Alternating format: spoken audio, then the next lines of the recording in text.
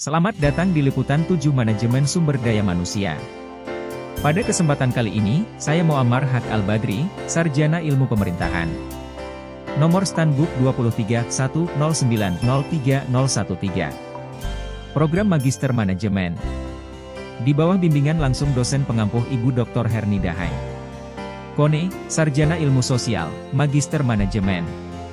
Akan mengawal perjalanan singkat kita dalam waktu kurang lebih 5 menit ke depan untuk mengkaji secara mendasar terkait perilaku organisasi. Perilaku organisasi bisa terlihat dari bagaimana cara individu atau sekelompok orang berperilaku dalam organisasinya. Mempelajari perilaku organisasi seringkali ditujukan untuk mencari pemecahan masalah dalam lingkup manajemen. Pada intinya, perilaku organisasi berkaitan dengan pengendalian tingkah laku para anggotanya, serta upaya mencari atau meramalkan bagaimana perilaku tiap individu yang dapat berpengaruh pada usaha yang ingin dicapai organisasi.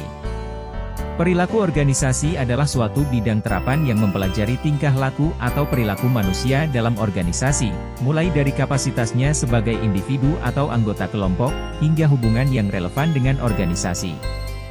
Dalam bukunya yang berjudul Teori Perilaku Organisasi, 2021, Marisi Butar-Butar dan kawan-kawan, mendefinisikan perilaku organisasi sebagai studi yang berkaitan dengan perilaku individu dalam kelompok atau organisasi tertentu, yang menunjukkan pengaruh antara individu dengan organisasi, maupun sebaliknya.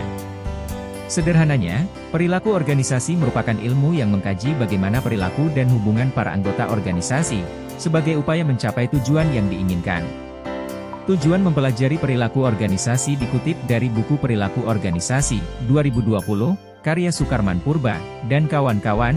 Bagi para manajer, mempelajari perilaku organisasi bertujuan untuk mendeskripsikan, menjelaskan, memprediksi, serta mengendalikan perilaku anggotanya, supaya tujuan organisasi bisa tercapai secara optimal.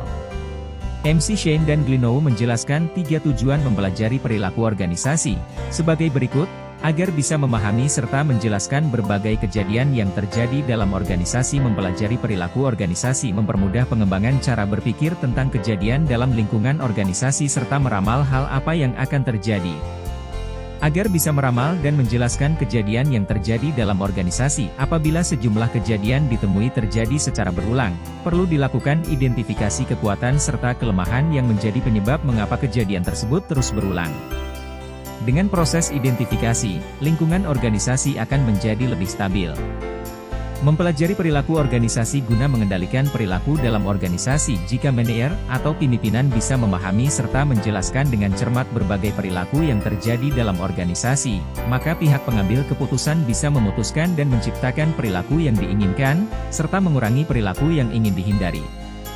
Akhir-akhir ini perkembangan perilaku organisasi semakin terasa kemajuannya, bahkan telah menjadi sesuatu hal yang ramai dibicarakan orang, bukan saja di kalangan akademisi tetapi para politisi dan para birokrasi pun berbicara tentang perilaku organisasi.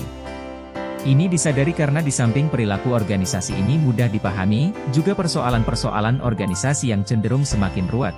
Ditambah pula berbagai persoalan-persoalan manusia dengan berbagai karakter dan perilaku berlanjut menjadi tantangan utama yang sering dihadapi oleh setiap pimpinan organisasi, baik organisasi pemerintah maupun organisasi swasta dewasa ini. Oleh sebab itu seorang pimpinan sangat dituntut peranannya untuk bagaimana memahami perilaku organisasi. Robbins, 2007-17, mengemukakan, memahami perilaku organisasi bagi seorang manajer merupakan hal yang sangat penting. Pandangan sepintas terhadap sedikit perubahan dramatis yang sekarang ini terjadi di banyak organisasi mendukung pertanyaan ini. Sebagai contoh, karyawan bisa menjadi lebih tua, semakin banyak wanita dan orang kulit berwarna berada di lingkungan kerja, pengecilan ukuran perusahaan dan penggunaan pekerja temporer yang begitu banyak melemahkan ikatan kesetiaan yang dulunya mempererat karyawan dengan para pemberi kerja, serta kompetisi global yang mengharuskan karyawan lebih fleksibel dan belajar menanggulangi perubahan yang cepat. Dengan demikian tantangan yang sangat menonjol dihadapi oleh para pimpinan dalam setiap organisasi adalah masalah perilaku manusia itu sendiri. Manusia adalah faktor utama yang sangat penting dalam setiap organisasi apapun bentuknya. Ketika manusia memasuki dunia organisasi, maka itulah awal perilaku manusia yang berada dalam organisasi itu. Oleh karena persoalan-persoalan manusia senantiasa berkembang berdasarkan situasi dan kondisi dan semakin sulit dikendalikan, maka persoalan-persoalan organisasi dan khususnya persoalan perilaku organisasi semakin hari semakin berkembang. Perilaku organisasi hakikatnya mendasarkan pada ilmu perilaku itu sendiri. Dari penjelasan tadi, dapat kita simpulkan bahwasannya perilaku organisasi saat ini merupakan bidang studi yang berkembang. Jurusan studi organisasi pada umumnya ditempatkan dalam sekolah-sekolah bisnis, meskipun banyak universitas yang juga mempunyai program psikologi industri dan ekonomi industri pula. Bidang ini sangat berpengaruh dalam dunia bisnis dengan para praktisi seperti Peter Drucker dan Peter Senge yang mengubah penelitian akademik menjadi praktik bisnis. Perilaku organisasi menjadi semakin penting dalam ekonomi global ketika orang dengan berbagai latar belakang dan nilai budaya harus bekerja bersama-sama secara efektif dan efisien. Namun bidang ini juga semakin dikritik sebagai suatu bidang studi karena asumsi-asumsinya yang etnosentris dan pro-kapitalis. Setiap organisasi mempunyai budaya yang berbeda-beda. Tidak akan ada dua organisasi yang mempunyai budaya yang sama persis. Ini biasanya sangat berpengaruh pada siapa pendirinya. Demikian pembahasan kita kali ini. Kurang dan lebihnya mohon dimaafkan. Makan ikan, pakai terasi. Cukup sekian, dan terima kasih. Saya Muammar Haq Al-Badri, salam sukses selalu.